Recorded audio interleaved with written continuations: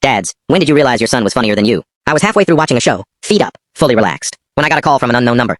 Hello, this is the principal. Your son's been suspended. Me. Suspended? My son. I thought maybe he flunked a test. Maybe threw a punch, something serious. But suspended? So when he got home, I didn't even let him take his shoes off. I was standing there like some kind of detective in a crime drama.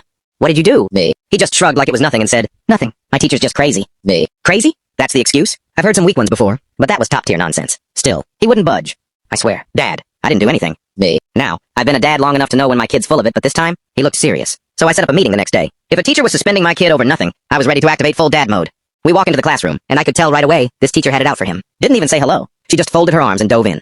Your son has been extremely sarcastic and disruptive in my class. Me. Sarcastic? That's it? I looked over at my son, and he's sitting there like he's on a comedy special. Totally unfazed. So I asked her, what exactly did he say? Me. She lets out this deep sigh, like the weight of the world's on her shoulders.